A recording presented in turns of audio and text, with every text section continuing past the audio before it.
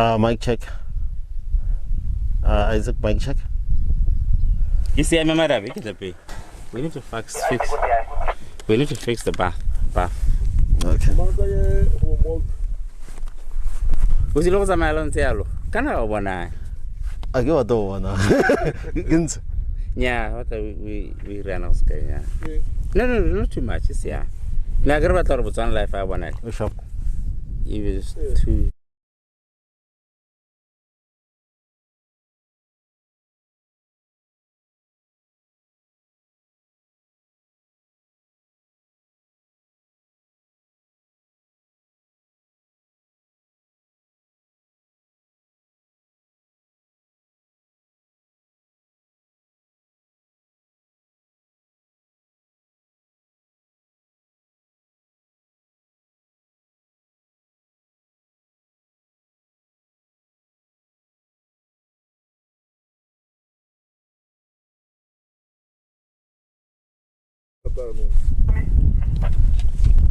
Yes, madam.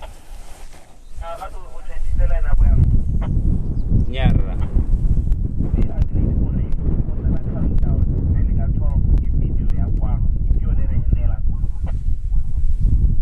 What's on a video? Yeah, kwano ka 12, and then we have the countdown here. What kind? Are you counting it before? Madabi, I got the destination promotion video. Hi, Hela. Hotsana countdown. It having it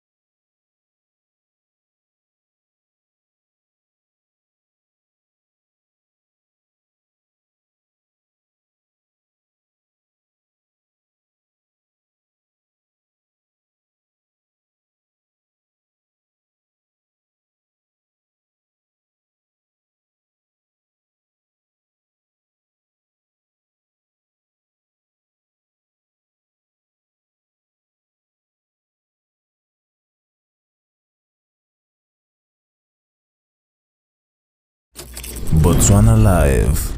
Welcome to the Botswana Live virtual tour experience. The Botswana Tourism Organization, BTO, will embark on a marketing and promotional tour themed Botswana Live around Botswana to provide travelers with an experience on insights of Botswana as a tourist destination. This platform is a promotional activity which will enable BTO to showcase product ambience to travelers.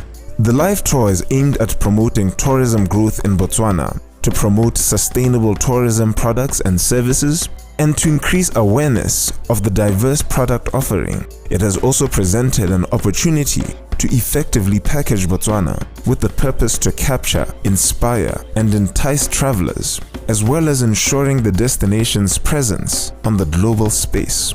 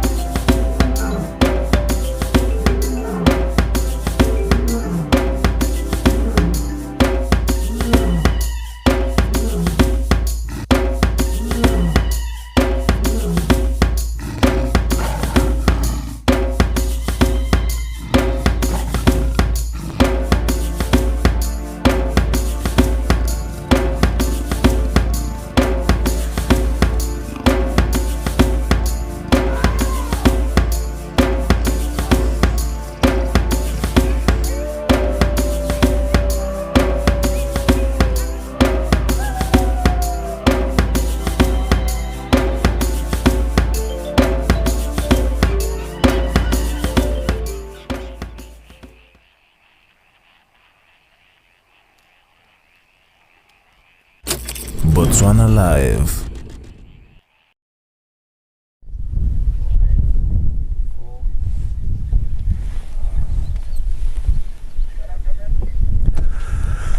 Well, hello Botswana, hello world, and everyone else joining us from wherever you may be seated. Welcome to another exciting session of the Botswana live stream, where today we are streaming from the Makgadikgadi National Park that finds us within the Boteti region.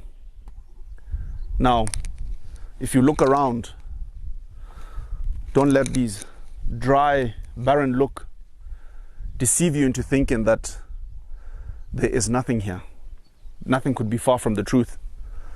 This is an area that is extremely rich in fauna and flora and very diverse, with a very unique phenomena that takes place, which I will share with you as we begin.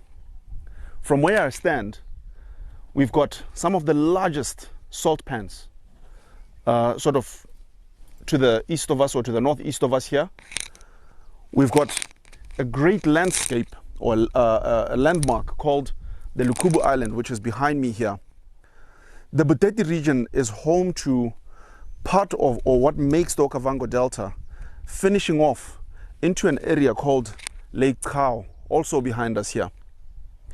But again, this is an area that is full of mystery. Sometimes the water goes all the way to Lake Khao. Sometimes, due to tectonic shifts, the water backwashes into some of the pans that we look here.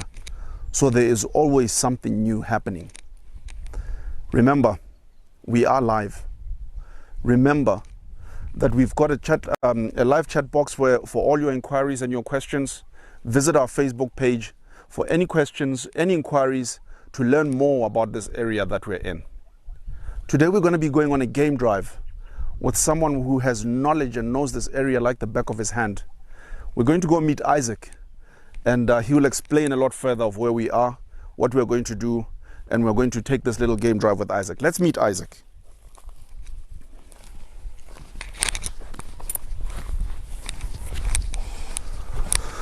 Isaac. Hello, Dustin. How are you? Good, and you? Good to meet you. It's a pleasure meeting you. Yeah. Yeah, I'm Isaac, and I'll be hosting you this morning. And I'm a guide with Desert and Delta. But before we do another thing, let me just go through the map so you can see our geographical position, and you can at least relate with what we are going to do. I would very much like to see that map, Isaac. So, Okay, looks like a good detailed map. Yeah, this is a very much detailed map. If you look in the same map that we have, you can see, let's go up to the far right corner. Yeah. You can see this map of Botswana, and we have this green portion here. This is where the Ngai and the Makadi pen will be. But we'll be focusing mainly on the Makadi, the place where we are in. But before going any further, in Makadi we have the Ngai, which is more like in the northern part of it. Then down here we have the Makadi National Park. The Makadi National Park is about 3,900 square kilometers. That's huge. But this one is about 2,100 square kilometers. To the eastern part of where we are, we have the Ntwetwe Pen, which is around here. And on the further east, we have also the Sewer Pen, which forms like one of what we call the biggest pens in the world, covering around about 16,000 square kilometers. Sure. In the Ngai pen, we do have another pen, small pen, which is called Udiakam, where we have the famous Baines baobabs. Those baobabs were been painted by Thomas Baines, one of the explorers who passed through this country. So you can see how interesting it is. But we'll be driving along the river and see what we can find. But having said that, in Makadi we have a diverse life here. We do have also the zebras, we have wildebeests, we have elephants, we have gamsbok. But without wasting much of our time, possibly we can just drive and see what you can find. But before we go further, let me just go through the safety precautions. Excellent. One of the most important things that we have to be aware of is we have wild animals here, and we are not to trouble them. We have to respect them, give them the maximum respect that they need, so that at least we can appreciate and see them as close as we can without them running away. The other thing is that we minimize our voices. We shouldn't make much noise to scare them off. And please, whatever happens, let me know. If at all you find like you're in a difficult position and you get something and you feel you're not comfortable, let me know. Then as a guide, I know what to do. So let's enjoy our drive. Excellent. Let me wrap up your map here, Isaac, and we can Wow, so some of these pens, man, 4,900, 16,000 square kilometers. That's big tracts of land. It is. Yeah. So this is a very big area, and a lot of people, they look at this place and they still feel that this place is so desolate and it's lifeless. But to be honest with you, there's a lot of life here. It may seem dry, it may seem like there's nothing. Rains,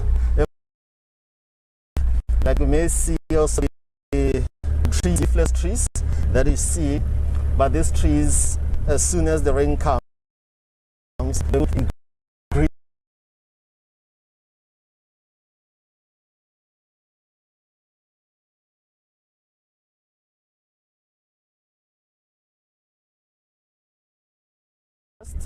And even those pens, which are basically the old or the remnants of the ancient Paleo Lake, and you are right in the middle of the whole thing.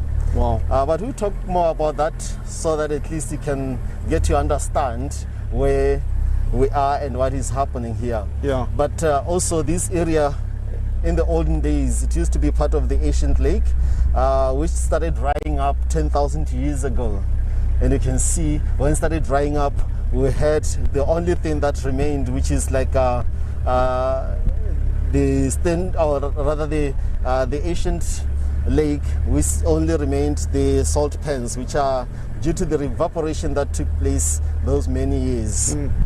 So I suppose with the right conditions of the sun and the heat, as the water was evaporating and the lake wasn't being fed, all the minerals started coming up, and that's why we now have these salt-crusted pans, which are some of the largest in the world. Yeah, very true. That's the time when we started having all those minerals forming up and all these other things forming up in the areas. Where we are, let's just slowly look at the area here. You start to wonder, it's so sandy, and the question will be, why is it so sandy? It's lifeless. What is happening here? You can only see the dungs and everything.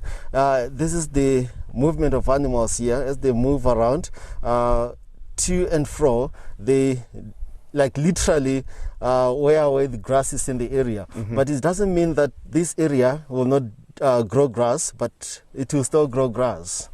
And also, if you look at all these trees here, these trees, the dead trees that we find here, they're also part of the ecosystem. It's a habitation to some creatures, food to some like termites, the cockroaches, and a number of microscopic organisms. And it also brings fertility or nutrition to the soil, because the soil needs to be fertilized in order to produce. If it's not fertilized, it cannot produce. So let's learn also to see and appreciate whatever we find here. Yeah. And let's not consider it to be like this park has been not looked after, but it's part of nature. This is just nature taking its course. Exactly.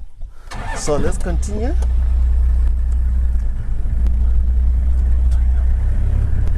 Yeah, I can see like there's a lot of dung that's coming through here. You know, like you say, it also just acts as fertilization to the soil as well. Together with all the dead trees and the debris that's along with it. Yeah, that's very true. Like as we drive slowly, I'll just, like we spoke of driving or seeing the Boteti River, we'll be basically going to drive closer to the channel. Wow. And this channel, Boteti Channel, is the main source of life in this place. Like you said, this water comes from the Okavango Delta, flowing down to the east until most of it finishes in the lake or Lake Ndwedwe, in the southern part of the Lake Ndwedwe. Where we are, this is basically the Boteti River, and you can see the waters of the Boteti, and you can also see how green it is. And the greenery that you see here, it will be food to some of the herbivores that have that opportunity to come here and drink water, and some of them will start grazing on these green grasses here. As you have seen on the other side, it's so dry, but here you can still get the nutritious and palatable grasses in this river. Yeah. And you can also see that there are some stumps of dead trees. Well, when it happened that this river dried up and some trees started growing into the area, but when the water came, they got waterlogged and died. Yeah. Yeah, I can see, you know, when you mention that some of the herbivores will come here for this more greener grass, when you look at the mat sage that's over here, you can see it's been nibbled on top. You can just see the little white tops, because usually it grows a lot taller. Exactly. Yeah. You have the elephants, you also have the zebras and the wildebeest that can go into the water here and feed on these grasses. And the other question, somebody will say, oh, how about the crocodiles? Yes, we do have crocodiles, but they will be feeding on the shallow waters where they will avoid to encounter the crocodiles. Excellent. We also have the hippos in this water. It's not only that we're talking of the terrestrial or the land mammals, but we also have the hippos in this water and the crocodiles. So it's so diverse, and bird life is so rich also in this place. You get to see and appreciate some few birds that you can find as you drive along. Yeah, as you continue, you can see in front of us we have a good herd of zebras. Yeah, I can see that. Some of them are busy drinking and some of them are just leaving, going back to find food. So we'll just drive slowly and see how close we can get to them. Wow. There's a large number of zebras. There's some sort of moving up to our left here about 11 o'clock, and there's some still drinking. Yes, so just slowly, see those zebras. Possibly let me just stop here, just slowly, and see how close we can get. The whole idea is not to scare them off. Yeah. Just to give them some respect. Okay, you can see they're looking at us. Yeah, that's a good so sign. Relaxed. Let's just stop here because you can get to see them both sides. Okay, having said or having talked of the zebras, like you can find that we're in a place which sometimes I will refer to as a place which has the largest migration of zebras. It is a new phenomenon that has least explored in our country, and it's also something that came up recently, of which a lot of people do not know about the migration of zebras in the area. The times you find around about 20,000 zebras converging to this Butiti River, because it is the only source of water. Between seasons, we have zebras migrating. Some of them will go up north during the after the rains. They'll go up north to the Chobe region. But when the rain starts coming, these ones we see here along the Butiti in the Makgadikgadi, they start moving to the eastern side towards the Pens. That's where they will spend much of their time. And around March, April, they start coming back to this side, and some of them will go up north. It is said also that they have the longest migration route that has ever been recorded, which is estimated to be about 300 miles or 500 kilometers, which is a long way. So you can see how far they can go. Yeah, yeah. Wow, that's quite a lot, huh? So it's so beautiful to see these animals with all those stripes, the black and white. The zebras that you find here also, you can, if you look closely between the black and the white, you can see the shade of, can I say, brown. You can see they have a shade of brown, which is quite interesting, and give them that crisp color. I can see some of them will soon be coming. Having said of a zebra, this is our national animal, which I'll be not doing the right thing if I just leave it out without mention. No, this is our national animal, and being our national animal, if it happens that one of them looks at us, just look in his forehead, you can also see the diamond shape. And our country is also reliant on mining, and specifically diamond mining, and also the tourism that we have. We can see these animals incorporate these two things. Yeah. It's unfortunate that, you know, we can't see all of them in the camera, but I can hear zebras calling along this whole bank now.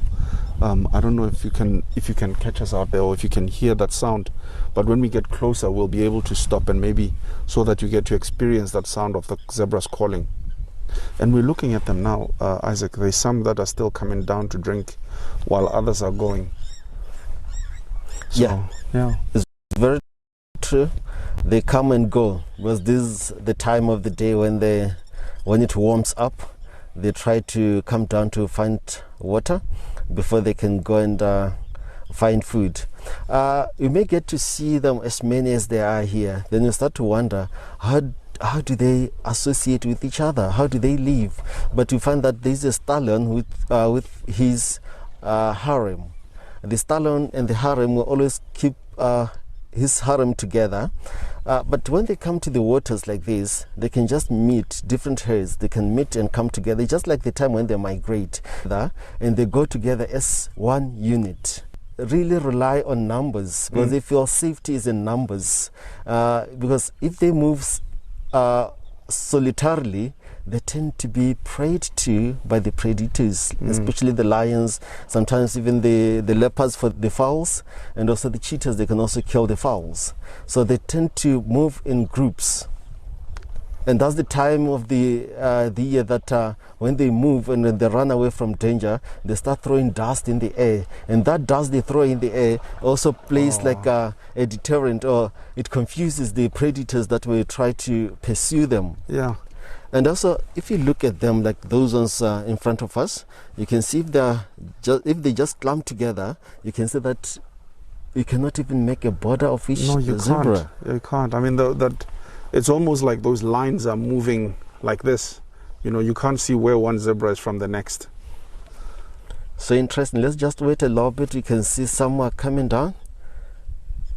So, to everybody joining us out there, like Isaac has said, this is an area that's very well known, especially for this season, for large numbers of zebras that come down and make use of the river drinking. This is the largest migration of zebra, and sometimes seen with wildebeest in Botswana, but the second largest in the world. This is wow. For I'm sure a lot of people who are into photography must come here for sure to be able to get these pictures of this many number of zebras. That's very true. And again, if you look at where we are, our location, it's one place where it's quite open. And even for the photographers, if you really want to get nice shots of animals, the area is so open that you can maximize that opportunity, that openness, to get the picture that you really need. And again, the most interesting thing will be, apart from that, it's also interesting to see the zebras coming once they start migrating, or coming down to the water. If you are the first person, you see them descending from the slope, coming down to the water. That is one thing which is a thriller. You look at them, you admire them, you get the best shots that you can. Okay, let's continue.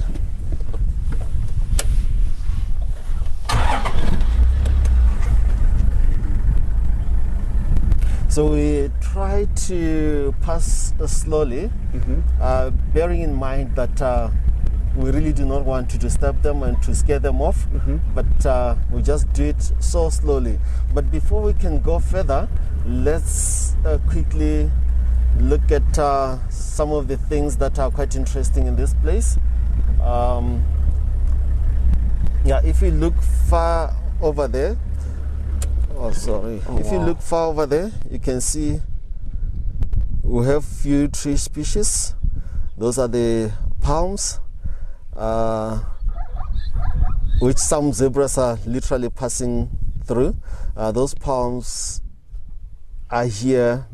When I got the information from the great parents, they said in the past there were no elephants in this area, but as elephants started coming, like they have a belief that they were coming from the eastern side, and which seemed like they were coming from Hwange area. They started coming this side, and depending on what they've been eating, they started dropping the seeds of the palms wherever they were going, because they're also good seed dispersers, the elephants. Because their digestive system is so interesting. They only digest about 40% of what they eat. So they started moving around, literally spreading or scattering those seeds, and that's how we ended up having some of the palms in the area, which is quite interesting.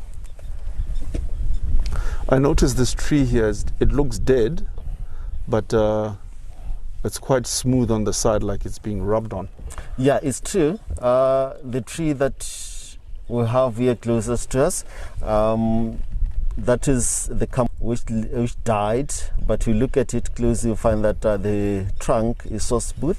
The smoothness of the trunk is due to the fact that we have elephants coming down to the water after swimming and enjoying themselves. No, elephants love water, because as they move around in the bush, it's so hot and they need to cool down. They go into the water, stay in the water, enjoy themselves in the water, and sometimes spray mud on themselves. They'll go to the trees, what we call the rubbing post, and start scratching their backs, scratching themselves on the trees, trying to remove the parasites, the external parasites that will be on their skin. And at the end of the day, considering how their back is, how the back of the tree is, then it becomes so smooth. So this is, yeah, you can, I mean, actually see the height of where the elephants have rubbed with the mud. Okay, just a little bit back to those zebras there. You look at them, you can see some of them are done drinking, slowly crossing again. I'm sorry, Dawson, you're still taking off the tree? No, I was saying you can tell from the mud way up in the tree there. I mean, I've heard it once camping where the elephant would, you know, it was from a distance, but it almost felt like sandpaper because they were running. Exactly. So interesting. Yeah. Yeah. Okay, so let's move slowly.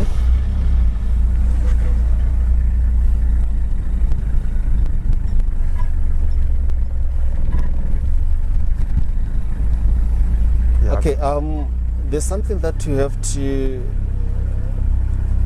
let me just stop here, then you can have to look at, okay, let's continue a little bit.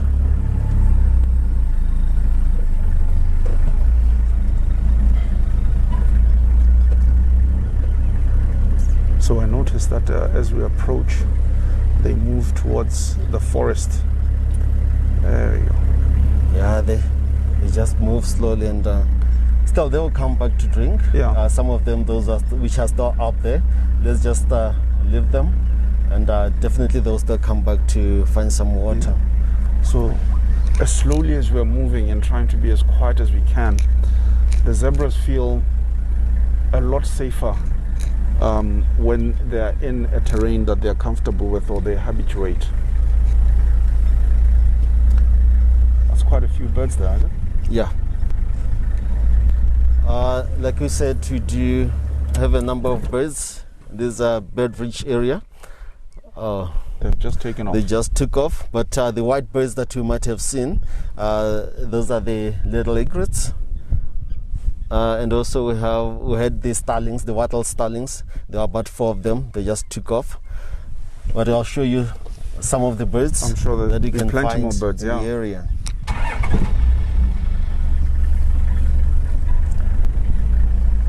Again, if you look closely, you can find that some of the trees are becoming green, and that's the time of the year when some of the trees starts flowering, especially the acacias. They start flowering and they also start getting green, and that on its own becomes helpful to the browsers. The browsers will refer to like the giraffes, the kudus, the impalas, which are mixed feeders. That's the time when you can say they have enough food to feed because of the greenness of the trees or the leaves that the trees will find in the trees. And okay, like you can see farther in the waters, we still have some few birds, and we have some, though they are some of the guinea fowls here closest to us. But let me just drive this side so you can see them better.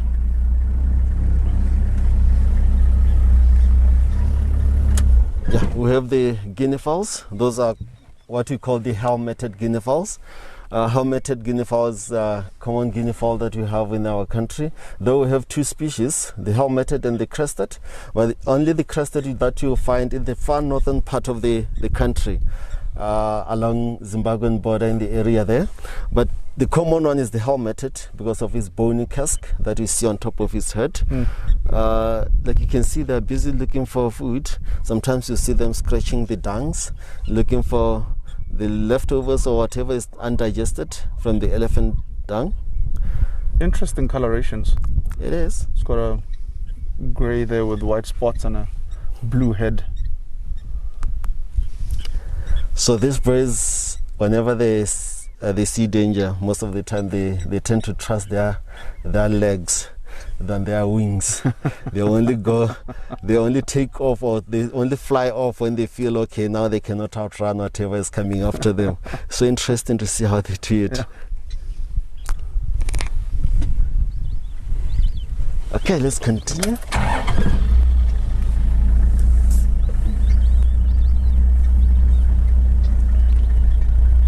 But it's also, driving down, it's interesting, the contrast on the left, on the right.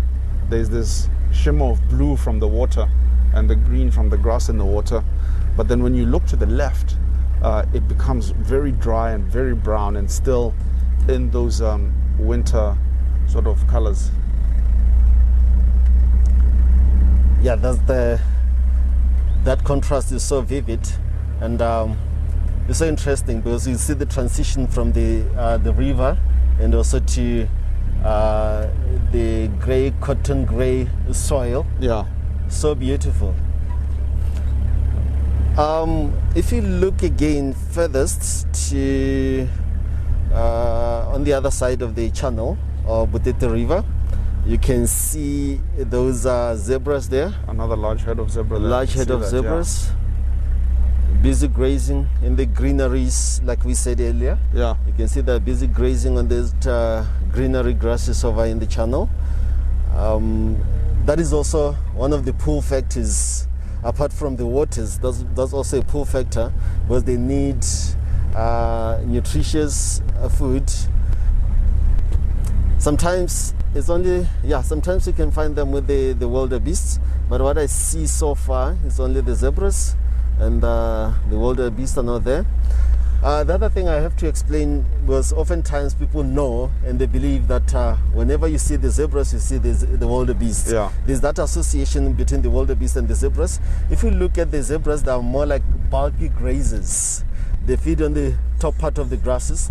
And you look at the wildebeests, they need that softer part of the grasses because they do not need much of what they will eat and fail to digest. Mm-hmm. So that's the reason why you can find them together. The other one, they have a different grazing level. So So it's some sort of relationship that one feeds off this part of the grass and another one feeds off this part of the grass. And that reduces competition.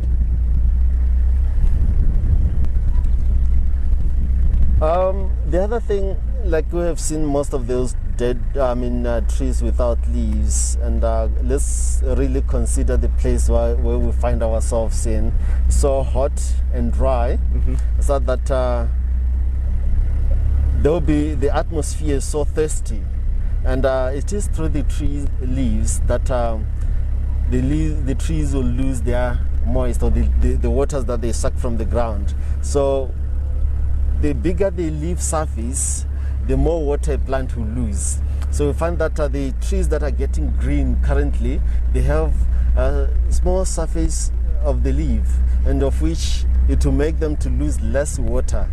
Like the acacias, the camel thorns, the umbrella thorns, they have less surface area of the leaves and they will lose less water. I remember when I also talked of these trees being browsed to by the browsers. If you look closely, you can see the thorns, which are basically the modified leaves.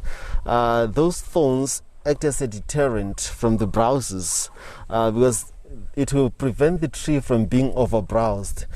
And again, if a tree is being overbrowsed, at some point it will not do well. So it has a limit, and those thorns tend to limit the browser, the amount of leaves that it can pull from the tree. So it's quite interesting. And if you look also, some of them, you can see the flowers. Like I said, some acacia trees or some trees are starting to flower this time around, of which we can say we're in our spring and the rain possibly is around the corner. Yeah. And we hope that we'll have good rains this year. Yeah. It's also, like with trees, you may think that they're just sitting there. I'm told that they can also communicate. If they're overbrowsed, they will fill up their leaves with high quantities of tannins to make them unpalatable, and that is why you see animals moving from one plant to the next. Have you heard the story, Isaac? Yeah, it's true. And also, if you really observe the browsers, you find that a browser will not browse with the wind. It will always try and browse against the wind. Because when one tree starts producing the tannin, the wind will blow it to the next tree, and that tree will try to gear itself up or start to producing the same tannin to protect itself even before the danger comes. Again, if you look in between this tree, you can see that southern the buffalo weaver there. Can you see it? Busy preening itself. The thing is, when it gets hot, even the birds, they try to stay under the shade, because that's the time when if they go out and try to look for more food, when digestion kicks in, remember, at the end of the day, heat needs to be produced as they digest, and the internal heat plus the external heat is something else. So they need to stay in shade until it cools down. That's when they'll go out again and start looking for food. Like you can see, most of the birds will just stay in the bushes or stay in the shade.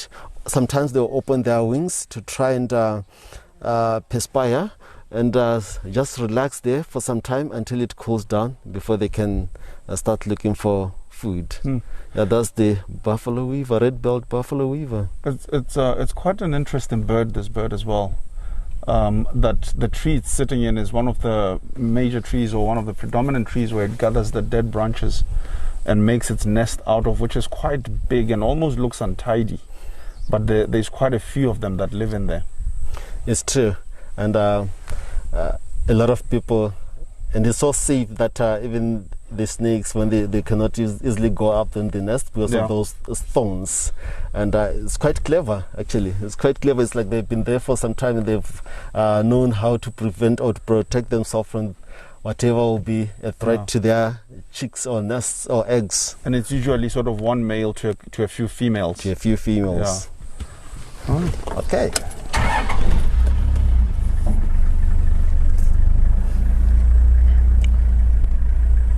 Yeah, still looking on the other side, you can see those there's quite a lot of zebras out there. Yeah.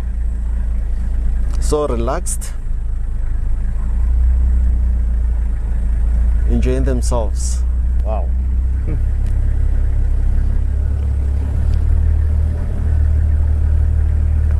The other thing, if you closely look at those zebras over there, you can see that they're so calm. They're not worried of anything because there's no danger to them. But again, being in an open space, that helps them to try and see danger from a distance. So you can see if one puts its head down, the other one somewhere will have its head up, and that helps to look around for the potential danger. So there's always somebody scouting anything that might be out of place. Exactly. Yeah. It's not that when they graze, everybody will be looking on the ground. Well, if I was a zebra, I would want to be the guy feeding most of the time, and I'll only look up once all the other 100 guys have looked up. Yeah, that would be quite wise. Yeah, that would be fair enough. Yeah, speaking of which, as you drive slowly, you also notice that there are few shrubs, few bushes. Some of them, those bushes have been used for medicinal purposes. Even some trees have been used for medicinal purposes. It's only that a lot of people are unaware that some of the things have been used by our great-grandparents for medicinal purposes. I know that I remember there's a time somebody else told me that if you have a problem with your stomach, just go and dig the root of an acacia tree and chew it. Yeah, and I've tried that once. Oh, you tried that one? Yeah, I've tried it works, that one. Huh? Yeah, it does. Oh, that's lovely. Funny enough. So you can see everything is possible. Yeah. There's also quite a lot of white flowers in the water there. Oh, I'm happy that you noticed that. Yeah. So those white flowers that we see over there, those will be the water lilies. Water lilies that I'm told some people do feed on the bulbs of the water lily. No, I've tried them. They dig it and they cook it, and they say it's a good delicacy. I don't know how it tastes, but it tastes very good. Oh, that's so lovely. So yeah, you can see everything that we see. Sometimes we look at it and say it's only food to wild animals, yes, but it's also food to human beings. Yeah. There are a lot of things that people will extract or gather and eat, be it like in the waters. These same lily, the bulbs of the lilies, they will gather and they'll cook and feed on it or eat it. It's so interesting. Yeah. As we continue a little bit, I want to show you something we have down here. It looks like a big hole, and the question will be, who made this big hole? I think you can recall that the same answer goes to what we saw earlier, the elephants. Yeah, what we saw earlier, the elephants making those holes to try and get as much as they can of the soil from the ground to help in cooling themselves down, and also to help in taking off the parasites. Because remember, when it dries, the same soil that when it dries in their skin, it also dries up with the external parasites before they can go to the same trees and scratch themselves. And also these water holes, like some people do say, I've seen it in other areas, the same water holes tend to be, especially during the rain, they tend to be a refuge to some hippos, which will try and avoid the dominant males. And if they feel like they cannot withstand or they cannot fight, they are not strong enough to fight the bigger bulls, they tend to isolate themselves. And some of them which have been wounded from the fights, when these elephant holes, they have water, they tend to move far and nest their wounds a bit far from the entire herds, and they will stay in these holes which have been made by the elephants, especially when there is water. Like when the rainy season comes, a lot of activities will be happening, and some of these holes will be filled up with water. Yeah. And it turned out to be a refuge to the hippos also. Well, this must be a good spot for the elephants who use this as mud holes, because the acacia tree at our 11 o'clock, you can see it's also being used as a rubbing post, even though this one's not, not that it matters that it's dead or alive, but they do use it as a rubbing post, as it is evident on the side of the bark of the trunk. Yeah, that's very true. They use whatever is dead or alive, as long as there's a rough bark, they still go there and scratch themselves, which is quite interesting. Okay, just slowly.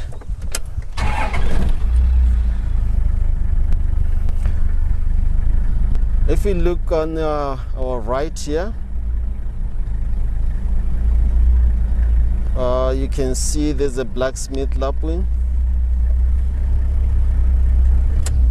Oh, you can see the blacksmith lapwing was just sitting on its knees, but there you go, it's just standing up there.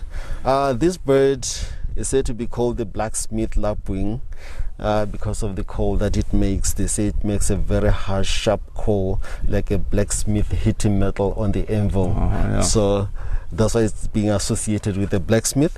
And also, if you look at the corners of its wings, there's like some spurs, and those spurs, it will also use it. That's why I find that this bird is so determined. It can bomb dive even on the raptors, because it's like a trust, the spurs that it has. So the blacksmith lapwings. And if you look at the lapwings, most of them they tend to feign injury. When they have a nest or when they have chicks somewhere, they'll literally feign an injury. They'll drop one of their wings, trying to lure away whatever is going towards their chicks or towards the nests. So it's so interesting to see how birds will also try and figure out how they can protect themselves and protect their families in nature. Look at it, it's there, trying to find something to eat on the elephant dung. It must be the zebra's cousin because it's also black and white, right? Yeah, that makes sense. So maybe this area here is you know, it's frequented by cousins who have got this coloration. But beautiful patterns. I mean, I've seen this bird when you talk about feigning injury to protect its chicks. I've seen it actually stand in front of 3 bull elephants with its wings open like this, because the elephants were coming right on the pathway it had its chicks, its egg nest. And this bird stood there and just kept going beep, beep, beep, beep, making that blacksmith call. And the elephants stood there, flapped their ears, and she just stood there, and eventually they turned. And she went and sat back on her eggs. I thought that was bold. Yeah, enough. I would have ran faster than, you know. Okay, let's yeah, you had quite an experience, though. Yeah, no, it was very interesting. I think I managed to get some pictures of it. I'll check. Yeah. Yeah, that's the beauty of safari. You know, it's not only about what you know, it's only about the experience. Yeah. You may know something, but you find that particular thing you thought you knew how it behaves and everything, you find that today is behaving in a very unique manner. You learn something new every day. You learn something new every day. Yeah. Let's look at this. Speaking of the elephant dungs, let's look at this guinea fowl again.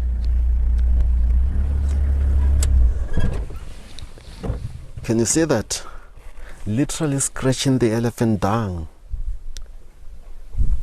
Wow. Almost look like chickens. Wow. The thing is, having said that the elephants digest about 40% of what they eat, then the question will be, what happens to the 60%? That 60% turn out to be food to other living creatures. It might be the birds, it might be the dung beetles, it might be the monkeys, it might be the baboons. It's, you know, a lot of creatures will still gather around the elephant dung and look for food. Well, seeing as it's almost lunchtime, maybe we should also check what's inside the elephant dung, Isaac. See what we can find with the... Yeah, you got me. I thought my hands were clean enough. But anyway. So, Dawson, I wish... Okay, I managed to get one, and around it, I believe I didn't disturb anybody. But I want to show you what is happening with the elephant dung. If you look at the... don't worry, I'll wash my hands. Well, if you find anything in there, please let me know. Okay, great. If you look at the elephant dung, so interesting. Like, I'll just pull out one thing. You can see a lot of undigested thing like this, more like a stick, a small branch. We also have a lot of undigested material. Only 40% gets digested. and the rest is not digested.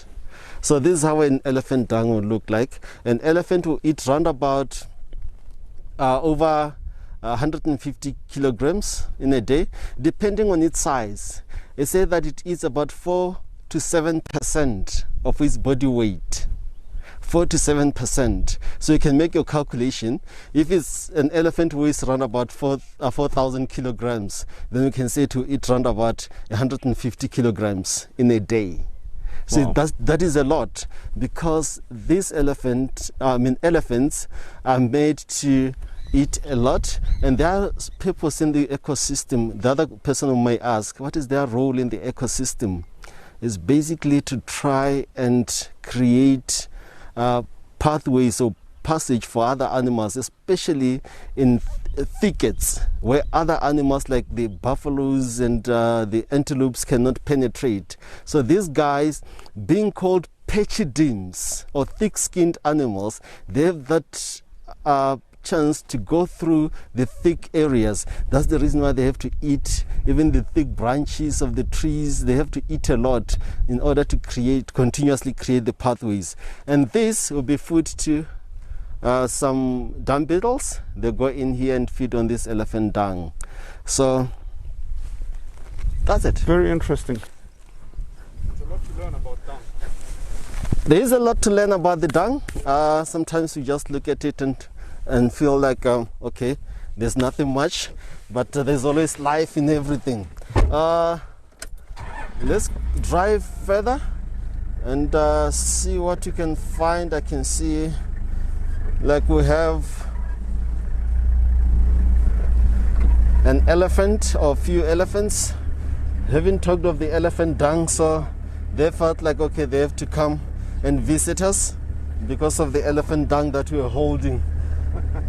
So they just showed themselves up, say, okay, no, it's not all about the elephant dung. I'm present. It's quite a big boulder, yeah? Yeah, like you can see also behind them, there are also zebras coming.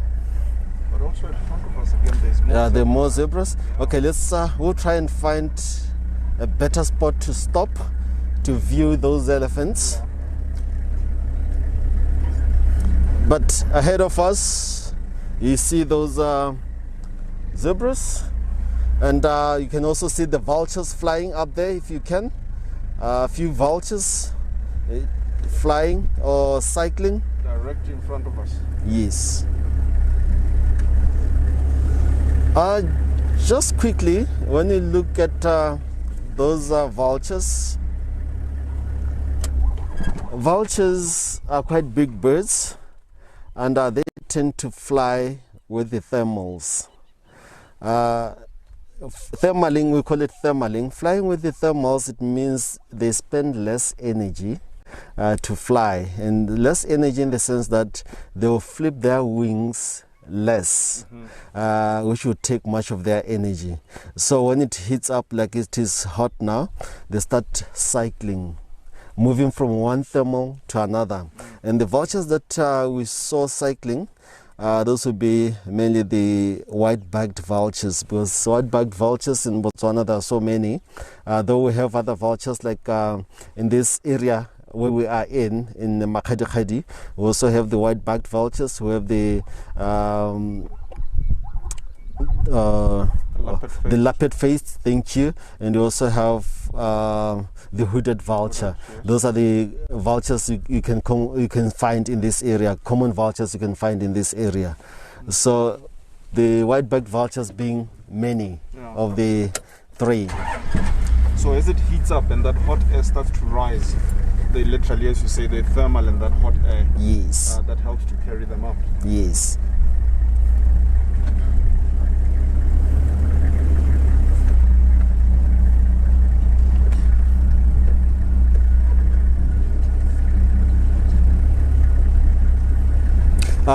Yeah, like I said, let's just find a good spot where we can get to see those elephants.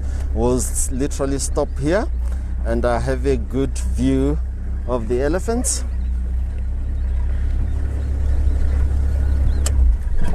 Wow. Perfect. Those elephants are okay. If you look at those elephants there, you can see they're so relaxed. 3 of them. And those will be bulls. Bull elephants. They've just come down to have water. You can see they're busy drinking. And the other one is literally spraying mud on his body. So it's possibly creating that water hole like we saw earlier on. Exactly. That mud hole. Like you can also hear I think let's just take a moment and listen. Yeah, I think so. The zebras are quite active outside. Can you hear the jacana? Yeah, the jacana's calling here.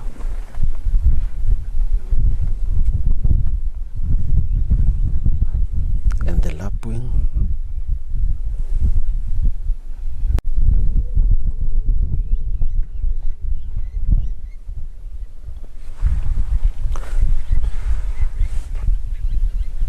The lapwing's calling again. Yeah. There's a lot of activity. Now sometimes it's so interesting, it's so important to stop and listen. Yes. Because you tend to learn a lot. The interaction, the calls, the sounds, everything.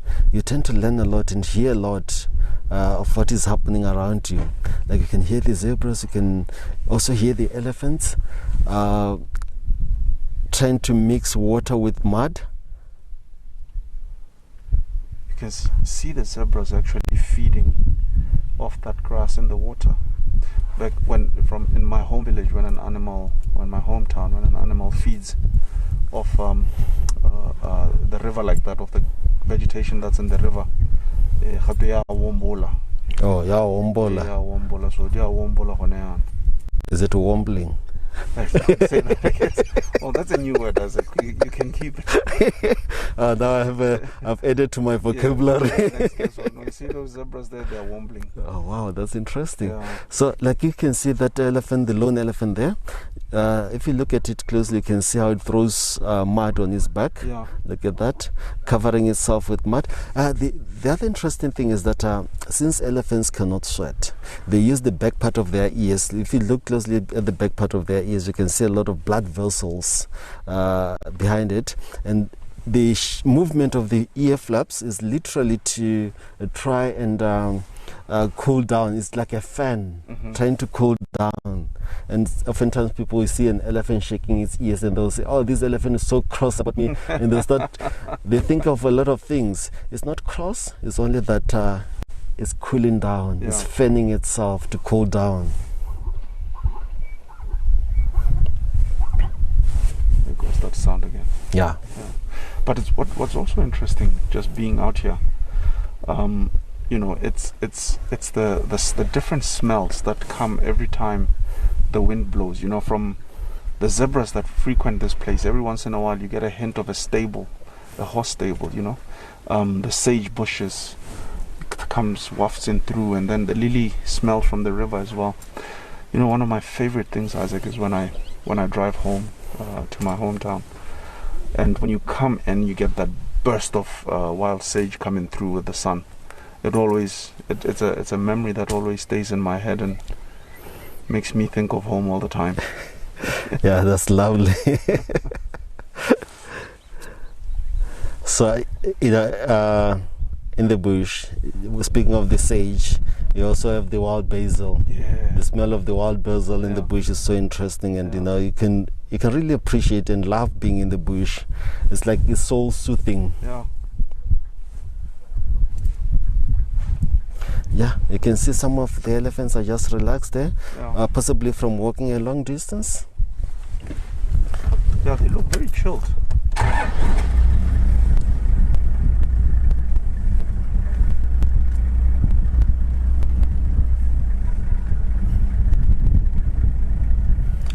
Yeah, we still have the other zebras in front of us.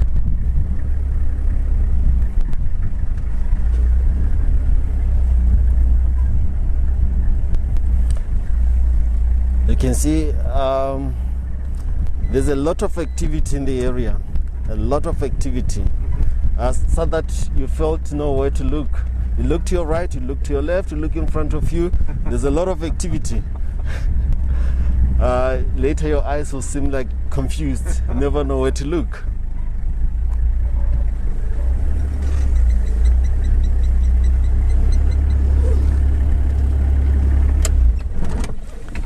Okay, Dawson. Yeah. I believe you're enjoying what you see. I'm loving it, man. And you can see how life is in Makgadikgadi. It's so rich with a lot of game, birds, nature in general.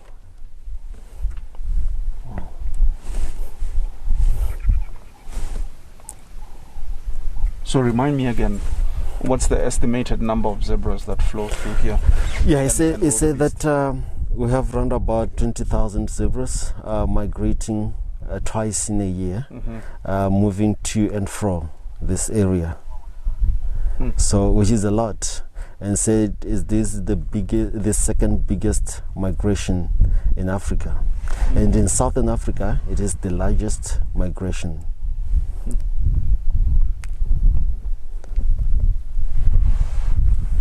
Wow. All right. Well, Isaac, that was a wonderful game drive, man. I mean, I still can't believe we're surrounded by so much wildlife, so many birds, even at this time of the day. It's amazing. It is. Mind if I just sit on your door here, Isaac? Yeah, you can. Wow.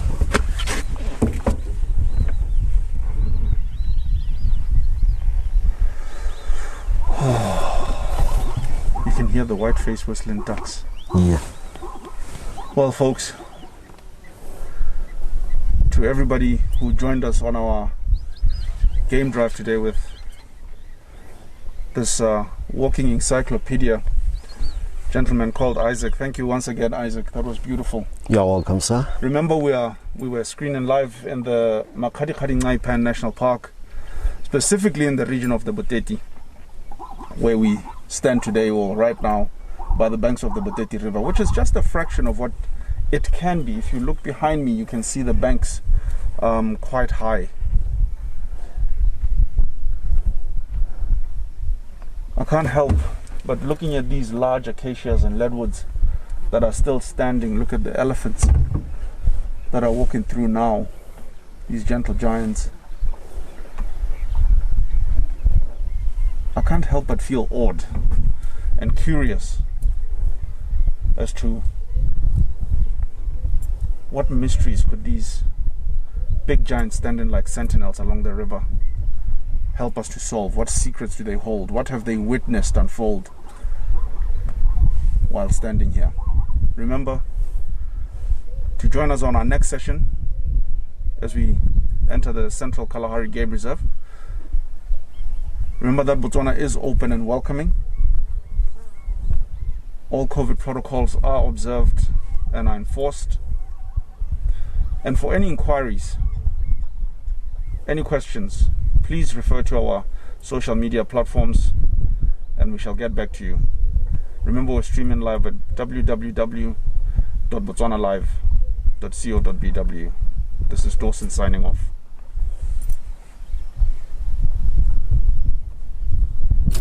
Botswana Live.